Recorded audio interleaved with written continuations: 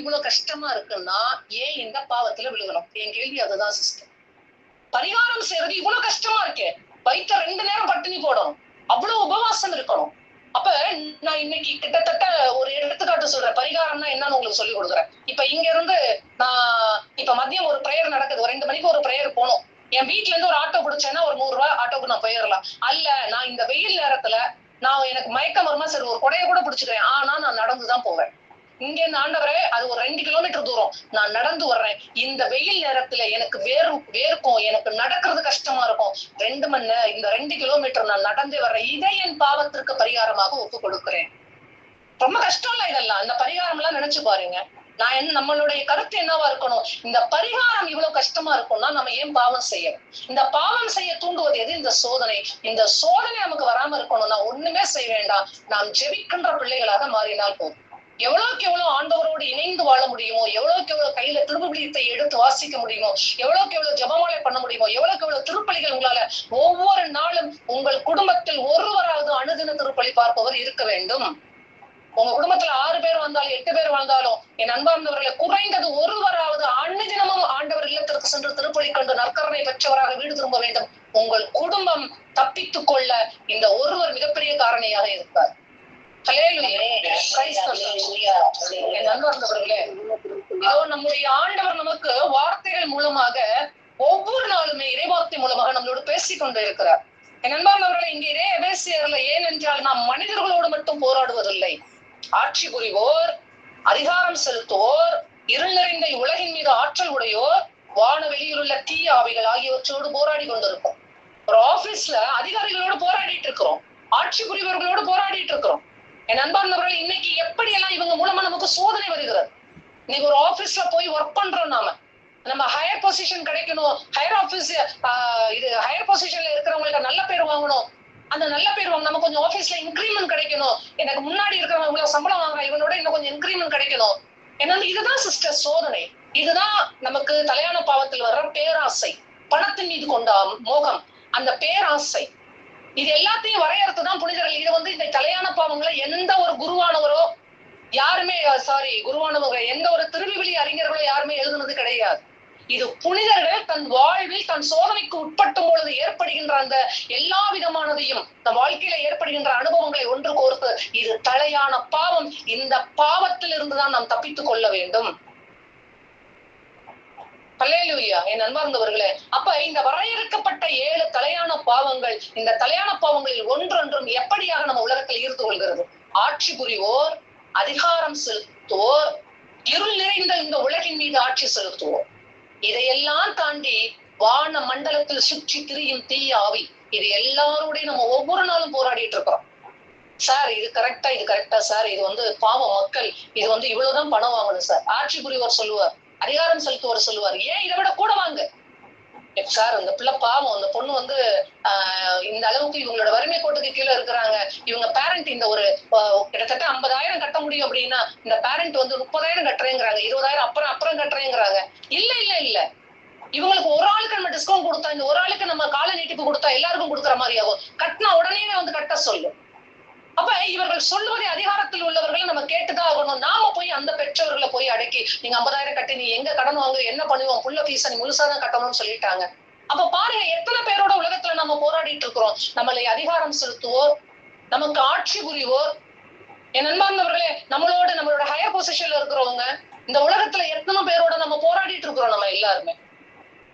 அதற்குத்தான் நீங்கள் ஆண்டவரோடு இணைந்து அவர்களும் வலிமையாலும் ஆற்றலாலும் வலுவூட்ட பெறுங்கள், அழகையின் ஏமாற்று வழிகளை எதிர்த்து நிற்கும் வலிமை பெறும்படி கடவுள் அருளும் எல்லா படைகலன்களையும் அணிந்து கொள்ளுங்கள் என்கிறார். அல்லேலூயா. Praise the Lord. ஆமென். என் அன்பார்ந்தவர்களே, இதற்குத்தான் நீங்க பவுலடியார் உண்மையை இடைக்கட்சியா போட்டுக்கோங்க. நமக்கு சொல்லிக் கொடுக்கிறார், எப்பா கடவுள் அருளும் எல்லா படைகலன்களையும் எடுத்துக்கொள்ளுங்க, கையில் எடுத்துக்கோங்க. இதெல்லாம் நம்ம செய்யணும்னா நம்ம ஜெபிச்சா மட்டும்தான் சிஸ்டர் நம்மளால முடியும். என் நண்பர்களே, ப்ரேயர் ஷெட்யூல்டு போடுங்க, அட்டவணை போடுங்க. இந்தந்த டைம் நான் ஜெபிக்கிற டைம். ஆபீஸ்ல ஒர்க் பண்றீங்களா, வெளியில வேலைக்கு போறவங்களா, என்னுடைய டீ பிரேக், என்னுடைய லஞ்ச் பிரேக், என்னுடைய ஈவினிங்ல வர டீ பிரேக், இந்த டைம் எல்லாம் நான் ஒரு அருள்நிறை மறிய சொல்லுவேன். எனக்கு எவ்வளவு பிரேக் இருக்குதோ அதை நான் டீ பிரேக் எனக்குன்னு ஒரு 5 நிமிஷத்தை எடுத்துட்டு மீதி நேரம் என் மனசுக்குள்ள நான் ஜெபிச்சுக்கிட்டே இருப்பேன். எவ்வளவுக்கு எவ்வளவு நீங்க அவரோட இணைந்து இணைந்து இணைந்து இணைந்து இருக்கிறீங்களோ உலகத்துல சோதனையிலிருந்து நம்மளை காப்பாத்திக்கலாம்.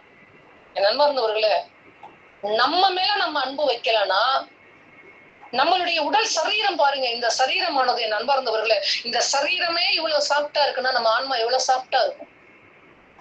அப்ப இது பரிகாரம் செய்யும் பொழுது, உத்தரிக்கிற ஸ்தலத்தில் பரிகாரம் செய்யும் பொழுது என் நண்பர்களே ரொம்ப வேதனைக்கு உண்டான இடம் சிஸ்டர். உத்தரிக்கிற ஸ்தலங்கிறது நம்ம நினைக்கிறோம் அது கொஞ்ச நேரம் தான், கொஞ்ச காலம் தான். இல்ல, ஒரு கார்மெல் மட துறவிகளை அங்கே 60 ஆண்டுகள் இருப்பார்கள் என்று சொல்கிறார்கள். 60 ஆண்டுகள் அவர்கள் தன்னுடைய பரிகாரத்தை கடன் செலுத்துவதற்காக ஒரு கார்மெல் 4 செவற்றுக்குள் வாழ்கின்ற ஜப வாழ்வில் இருக்கிறார்களே, இவர்களே இந்த சோதனைகளுக்கு உட்படுத்தப்பட்டு இந்த பொறாமை, கோபம், ஒரு ஆசை, ஒரு சோம்பேறித்தனம், ஒரு உணவு பிரியம், இப்படிப்பட்ட இந்த சோதனைகளுக்கு உள்ளாக்கப்படுகிறார்கள். இவர்களுமே 60 ஆண்டுகள் இங்கே அந்த உத்தரிக்கிற ஸ்தலத்திலே பரிகாரத்திற்குள் உள்ளாக்கப்படுகிறார்கள் என்றால், அன்றாடம் இந்த உலகத்தில் வாழ்ந்து திரிகின்ற நாம் எத்தனை ஆண்டுகள் அங்கே நாம் பரிகாரம் செலுத்த வேண்டியதாக இருக்கும். ஹல்லேலூயா. அப்ப பிரேயர் ஷெட்யூல் போடணும். இந்த டைம் இது என்னோட பிரேயர் டைம். காலையில எழுந்து நான் ஜெபிக்காம என் வீட்டு வேலையை நான் ஆரம்பிக்க மாட்டேன். என்னை என் ஆண்டவர்கிட்ட ஒப்படைப்பேன். ஆண்டவரை என்னை முழுவதுமாக உன் கரத்துல ஒப்பு கொடுக்கிறப்பா. இந்த குடும்பத்தை நான் சரியாக நிர்வகிக்க, என் கடமைகளை செய்ய, என் பொறுப்புகளை செய்ய என் ஆண்டவரை என்னை ஒப்பு கொடுக்கிறேன். அவர்கிட்ட ஒப்பு கொடுத்து ஜெபிக்கணும். அவர் பாதத்தில் அமர்ந்து ஜெபிக்கணும். அவரை போற்றணும், அவரை துதிக்கணும், அவரை ஆராதிக்கணும். நம்மளுடைய எல்லா வேண்டல்களையும் மன்றாட்டுகளையும் அவர்கிட்ட மட்டும்தான் கொடுக்கணும். அவர்கிட்ட மட்டும்தான் சமர்ப்பிக்கணும். ஹல்லேலூயா, பிரைஸ் தி லார்ட். என் அன்பானவர்களே, அப்ப இந்த ஒரு வாழ்வு, இது என்னுடைய ஜெப நேரம். காலையில பிரேக்ஃபாஸ்ட் முடிச்சிடுறேனா, என்னுடைய எல்லா வேலையும் முடிச்சிடுறேனா, இது என்னுடைய ஃப்ரீ டைமா, இந்த நேரத்துல நான் ஜெபமாலை எடுத்து உட்கார்றேனா, இல்ல பைபிள் எடுத்து நான் வாசிக்க உட்கார்றேனா, என்னுடைய வீட்டு பணி, அடுத்து என்னுடைய மத்திய வீட்டு பணி, என்னுடைய வீட்டு பணிகள் எல்லாம் முடிச்சு லஞ்ச் எல்லாம் நான் சாப்பிட்டுட்டு அந்த பிரேக் டைம் கிடைக்குது, அப்ப நான் திரும்பவும் ஜெபத்துல உட்கார்றேனா. என் அன்பார்ந்தவர்களே, தன் சிலுவையை சுமந்தால் ஒழிய யாரும் இறைவனை பின்பற்ற முடியாது. இதெல்லாம் ஒரு சிலுவை, ஒரு விதமான சிலுவை. எப்பா வேலை பார்க்கணும், அடுத்து ஜெபம். அப்ப ஆண்டவர் சொல்லுகிறார், உன் வாழ்க்கையில் வருகிற உன் சிலுவைகளை நீ சுமந்தால் ஒழிய என்னை பின்பற்ற முடியாது. அப்ப என் ஆண்டவரினுடைய சகோதரன் என்றால் அவர் தன் தந்தையை அப்பா தந்தையா என்று அழைத்தார். நமக்கும் அந்த பாக்கியம் கொடுத்தார். விண்ணுலகில் இருக்கிற எங்கள் தந்தை என்று ஜெபிக்க நம்மளை ஊக்கமூட்டினார். அப்ப நம்ம அவரை போலதான் வாழ்ந்து காண்பிக்க வேண்டும். ஹல்லேலூயா, பிரைஸ் தி லார்ட். அப்ப இந்த வாழ்க்கை நான் இப்படி ஜெபிக்கிற வாழ்க்கையோடு வாழ்ந்தா மட்டும்தான் என்னால இந்த படைகலன்களை எப்போதுமே போட்டுக்க முடியும். பவுலடியார் அந்த படைகலன்களை நமக்கு சொல்றாரு, எப்பா நீ ஒரு போராளி, நீ கிறிஸ்தவ வாழ்வு என்பது ஒரு போராட்டம். சாதாரணமா கிடையாது கிறிஸ்தவ வாழ்வு என்பது. மற்றவர்களுக்கு நான் ஒரு ஐடியல் மேன், ஐடியல் உமனா நான் இருக்கணும். மற்றவர்கள் என்னை பார்த்து இவங்கள மாதிரி எப்ப இந்த கிறிஸ்தவ சாட்சிய வாழ்வு வாழ்ற மாதிரி இவனை மாதிரி நம்ம வாழணும்னு நம்ம வாழ்ந்து காமிக்கிறோம். அப்ப இந்த கிறிஸ்தவ வாழ்வு என்பது ஒரு போராட்டம். இதில் நாம் அனைவருமே போராளிகள். இந்த போராளிகள் எப்பொழுதுமே படைகலன்களோடு இருந்துதான் ஆக வேண்டும். இந்த படைகலன்களை நம்ம போட்டுக்கல அப்படின்னா நம்மளால தீயவனின் ஆக்கினைகளை நம்மளால எதிர்த்து போராட முடியாது. உண்மையை இடைக்கட்சியா போட்டுக்கோ, நீதிய மார்பு கவசமா போட்டுக்கோங்கிறாரு பவுலடியார்.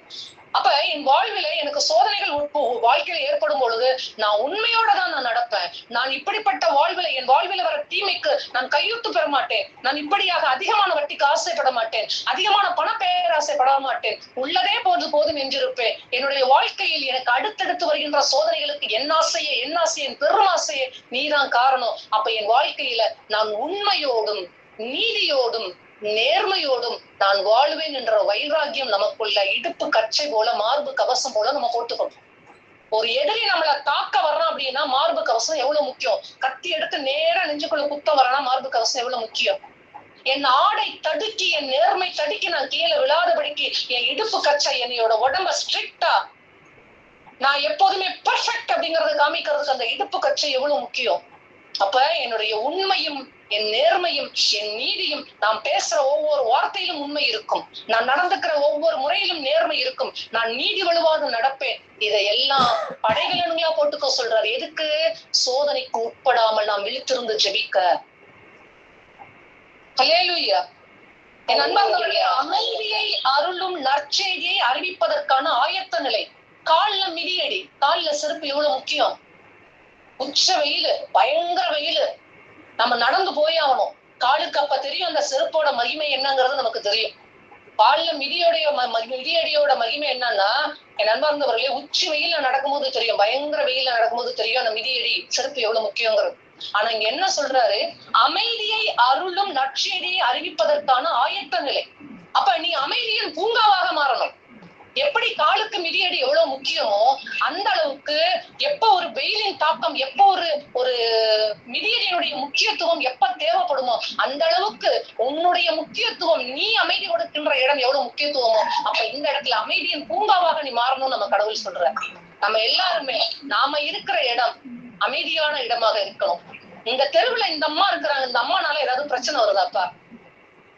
இந்த அம்மானால இன்னைக்கு வரைக்கும் ஏதாவது தொந்தரவு வந்திருக்குதா? இந்த அண்ணனால ஏதாவது தொந்தரவு வந்திருக்கு? இந்த அண்ணன் என்னைக்காவது வந்து வீதியில இருந்து சண்டை போட்டுருக்கிறாரா? இந்த அக்கா பாட்டுக்கு பாருங்க, அவங்க உண்டு அவங்க வேலை உண்டுன்னு இருக்கிறாங்க. அப்ப அமைதியை அருளும் நற்செய்தியை அறிவிப்பதற்கான ஆயத்த நிலையை நம் காலில் மிதியடிகளாக போட்டுக் கொள்ள வேண்டும்.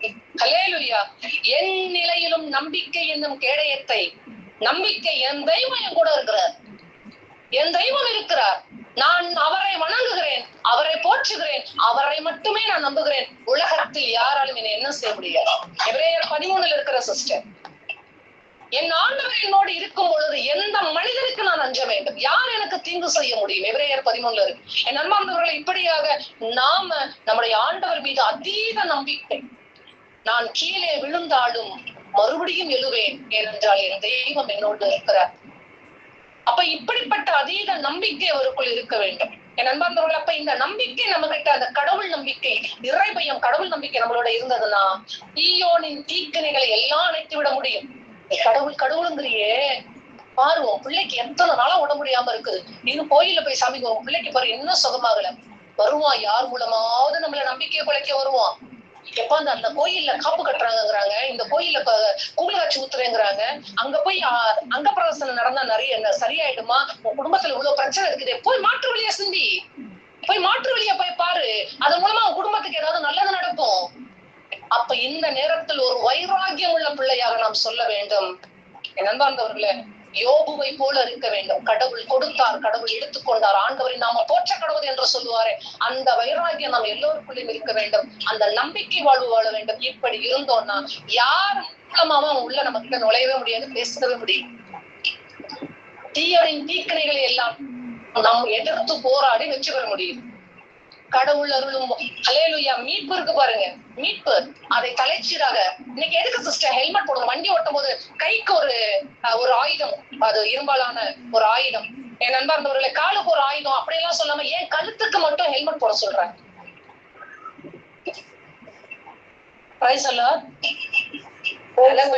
அடிப்படாம, அதாவது கை போச்சுனாலும் உயிர் வாழலாம், கால் போச்சுனாலும் உயிர் வாழலாம், தலை போச்சுன்னா உயிர் வாழ முடியுமா? முடியாது. அதுதான் மீட்பை தலைச்சீராக. அப்ப நம்மளுடைய தலைச்சீர், நம்ம தலையில ஒரு போராளி தன் தலையில என்ன போட்டுக்கணும்? அதுக்கான கவசம் போட்டுக்கணும் ஒரு போராளி.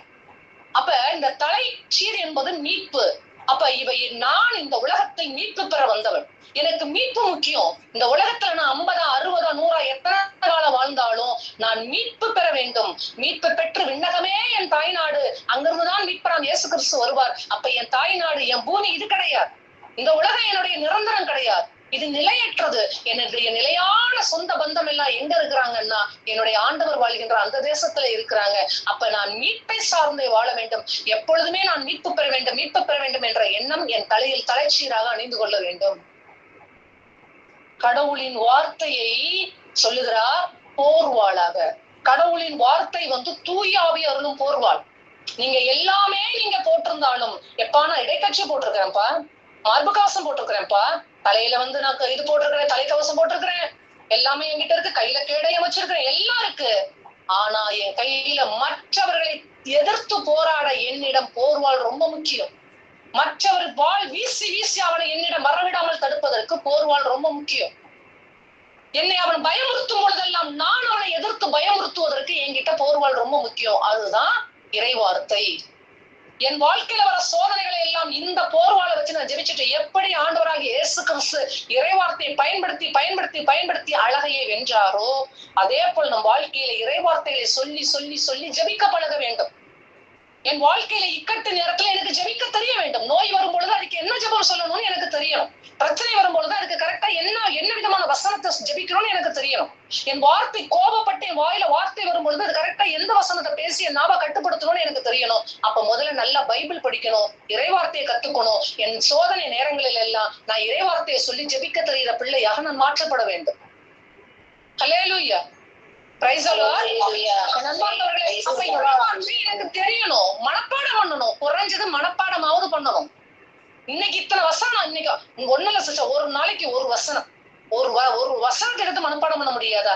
அல்லது மனப்பாடம் பண்ண முடியலன்னா ஒரு 10 முறை எழுதி பாக்குற, ஒரு இம்போசிஷன் மாதிரி எழுதி பாக்குறேன். சிஸ்டர், இதெல்லாம் எவ்வளவு ஆசீர்வாதம் தெரியுமா? நீங்க நினைக்கிறீங்களா? நீங்க செய்யற ஒவ்வொரு முயற்சிக்கும் ஆவியானவருடைய அருள் உங்களுக்கு கடந்து வந்துட்டே இருக்கும். என் அன்பார்ந்தவர்களே, அப்ப இந்த இறைவார்த்தை வசனத்தின் மூலமாக உங்க கையில போர்வாள், நம்ம எதிர்த்து வருகிறவனை நீங்க திரும்பி பயமுறுத்தணும்னா உங்க கையில போர்வாள் இருக்கணும். அந்த பயமுறுத்துதல் அவனை தாக்க விடாதபடி தடுத்து நிப்பாட்டணும் அப்படின்னா நம்ம கையில போர்வாள் இருக்கணும். இதுதான் இறைவார்த்தை. அப்ப இந்த எல்லா படைகலங்களையும் நாம் அணிந்து கொள்ள வேண்டும். எல்லா வேண்டல்களையும் எல்லா மன்றாட்டுகளையும் இறைவனிடம் எழுப்ப வேண்டும். எப்போதும் தூயாவியின் துணை கொண்டு வேண்டுதல் செய்ய வேண்டும். இதில் உறுதியாய் நிலைத்திருந்து நாம் விழிப்பாய் இருக்க வேண்டும். இப்படி இருந்தோம் என்றால் சோதனைகளில் இருந்து நம்மளை காப்பாற்றிக் கொள்ள முடியும். அன்னை மரியாளுக்கு உண்டான தாழ்ச்சி நம்மளிடம் புறப்பட ஆரம்பிக்கும்.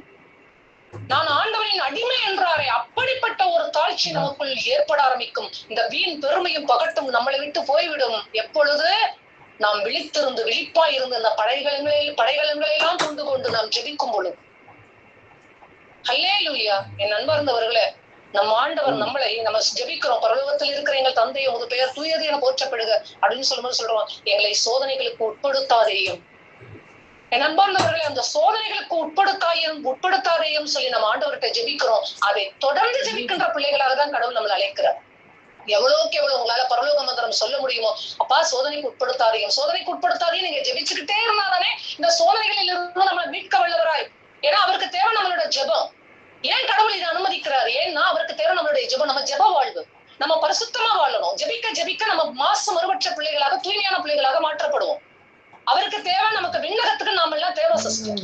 நம்மளாம் நரகத்தின் குழியிலே போய் பிசாசாக மாறப்படுவதை விட நாம் விண்ணகத்திற்கு சென்று வானதூதர்களோட தூதர்களாக என்னாலும் அவரை போற்றிக் கொள்கின்ற பிள்ளைகளாக மாற்றப்பட வேண்டும். அதற்காகவே இந்த உலகத்தில் நாம் பயிற்சி பெற்றுக் கொண்டிருக்கிறோம். ஹல்லேலூயா.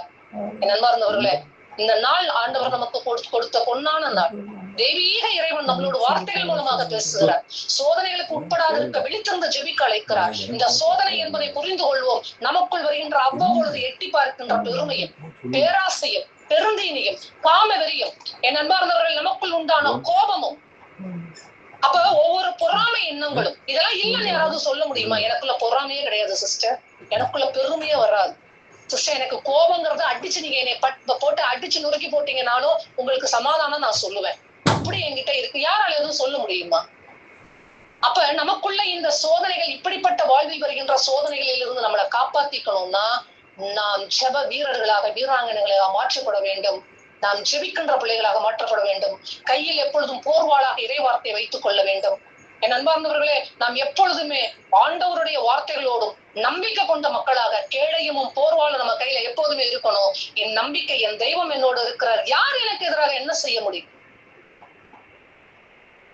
இந்த உலகத்தில் யாரால் என்ன செய்ய முடியும்? ஏன்னா என் தெய்வம் என் கூட இருக்கிறேன். என் தெய்வத்துல ஜெபிச்சுட்டு இருக்கிறேன். நான் மன்றாடி கொண்டு இருக்கிறேன். நான் இடைவிடாமல் ஆராதித்துக் கொண்டு இருக்கிறேன்.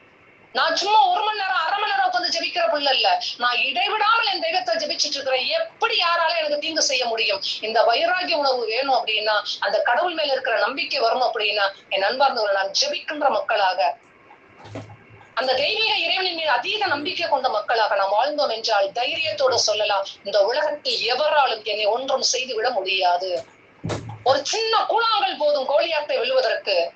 என் அன்பார்ந்தவர்களே, இப்படிப்பட்ட கூழாங்கல் அந்த தாவீது, இதோ நான் என் ஆடுகளை வைத்துக் கொண்டிருக்கும் பொழுது கரடிக்கும் சிங்கத்தின் வாயிலிருந்தும் என் ஆடுகளை காப்பாற்றிய தெய்வம், என்னை காப்பாற்றிய தெய்வம் இந்த கோலியாத் என்ற இவனிடம் இருந்தும், இந்த விருத்த சேதனம் இல்லாதவனிடம் இருந்தும் என்னை காப்பாற்றுவார் என்று அந்த சிறியன் பொடியனாகிய தாவீது சொன்னாரு. அதே போல் எவ்வளவு பெரிய கோலியாத் போல அரக்கர்கள் வந்தாலும் நம் வாழ்வில் நம் இறைவன் மீது வைத்திருக்கிற நம்பிக்கையும் ஜெப வாழ்வும் நம்மளை காப்பாற்றும் என்பது திண்ணமான உண்மை. நான் அனைவருமே அவர் பாதத்தில் ஜெபிக்கின்ற மக்களாக, குறிப்பிட்ட நேரம் தான் என்று சொல்லாமல், நாம் ஷெட்யூல்டு போட்டு அட்டவணை போட்டு இந்த நேரம் என் ஜெபிக்கிற நேரம், இத்தனை நேரம் நான் ஜெபிப்பேன், இவ்வளவு நேரம் ஜெபிப்பேன், என் ஆண்டவருக்கு இவ்வளவுதான் நான் ஒதுக்கி விட மாட்டேன். என் நேரம் எல்லாம் என் தெய்வத்தை ஜெபிக்கிற நேரம், அவரை ஆராதிக்கிற நேரம், அவரோடு எப்பொழுதுமே என் மன்றாட்டுகளையும் விண்ணப்பங்களையும் நான் பேசுகின்ற நேரம் என்று அவரோடு இணைந்திருந்தால் அன்றி நாம் இந்த சோதனையில் இருந்து தப்பித்து வாழ முடியாது. அல்லேலூயா, பிரைஸ் தி லார்ட். நண்பர்களே, ஆண்டவரிடம் நம்மை சமர்ப்பிப்போம், நம் குடும்பத்தை சமர்ப்பிப்போம். நம் குடும்பம் குட்டி திருச்சபை. நம் குடும்பமானது என் நண்பர்களே அழிவுக்கு உட்பட இல்ல. என் குடும்பம் மீட்கப்பட வேண்டிய குடும்பம். என் குடும்பத்தில் என் கணவனோ, என் மனைவி, என் வீட்டில் இருக்கிற பெரியவர்களோ, என் சொந்தமோ பந்தமோ என்னுடைய ஜெபத்தின் மூலமாக இவர்கள் மீட்கப்படலாம். என்னுடைய விடாப்பிடியான வைராக்கியமான ஜெபத்தின் மூலமாக என் குடும்பத்தில் இருக்கின்ற ஒவ்வொருவரும் மனமாற்றப்படுவார்கள். மோனிகம்மாவினுடைய விடாப்பிடியான ஜெபம் கணவரையும் மனமாற்றியது, மகனையும் மனமாற்றியது. என்னுடைய விடாப்பிடியான ஜெபம் என் குடும்பத்தில் இருக்கிற ஒவ்வொருவர்களுக்கும் விண்ணகம் என்ற பேரின்ப வீட்டை கொடுக்க முடியும். அதற்கு நான் முதல் ஸ்டெப்பாக என்னுடைய வாழ்வில் என் ஆண்டவரோடு இணைந்து வலுவூட்ட பெற வேண்டும். நம்மை ஒப்புக் கொடுப்போம், நம் குடும்பத்தை ஒப்புக் கொடுப்போம், குடும்பத்தில் இருக்கின்றவர்களை ஒப்புக் கொடுப்போம். என் ஆண்டவரே, என் தெய்வமே, நான் சோதனைக்கு உட்படாது இருக்க விழித்திருந்து ஜெபிக்கும்படிக்கு, ஆண்டவரே நான் எப்பொழுதும் ஒரு பாதத்தில் இருக்கும்படிக்கு, என்னாலும் உண்மையை ஆராதிக்கும்படிக்கு, என் பரிசுத்தரை ஆண்டவரே, அழகையின் அந்தகாரன் கொடூரன் என்னை வந்து பார்க்கும் பொழுதெல்லாம் நான் என் பொறுப்புகளையும் கடமைகளையும் செய்பவளாக இருக்க வேண்டும். இல்லை என்றால் நான் ஜெபித்துக் கொண்டிருக்க வேண்டும். இதை விட்டு அந்த நேரத்தை நான் பிரிந்திருக்கும் பொழுதெல்லாம், இறைவா உண்மை பிரிந்திருக்கும் பொழுதெல்லாம், என் கடமைகளையும் பொறுப்புகளையும் விட்டு பிரிந்திருக்கும் பொழுதெல்லாம் சோதனைக்கு உள்ளாக்கப்படுகிறோம் என்பதை மறவாமல் அந்த ஆண்டவரிடம் ஜெபிப்போம். நம் குடும்பத்தை ஒப்புக் கொடுப்போம். நம் குடும்பம் மீட்கப்பட வேண்டிய குடும்பம். குடும்பத்தில் இருக்கிற ஒவ்வொருவருமே நீங்கள் செல்லும் பொழுது விண்ணகம் என்ற பேரின்ப வீட்டிற்கு நீங்கள் ஜெபிக்கிறீர்கள் என்றால் உங்கள் குடும்பத்தில் இருக்கிற ஒவ்வொருவரும் ஜெப வீரர்களாக மாற்றப்பட வேண்டும். அது உங்கள் வல்லமையான ஜெபத்தால் முடியும். ஆமென். Hallelujah. Praise the Lord. Praise the Lord. Amen. Thank you, sister. Thank you, sister.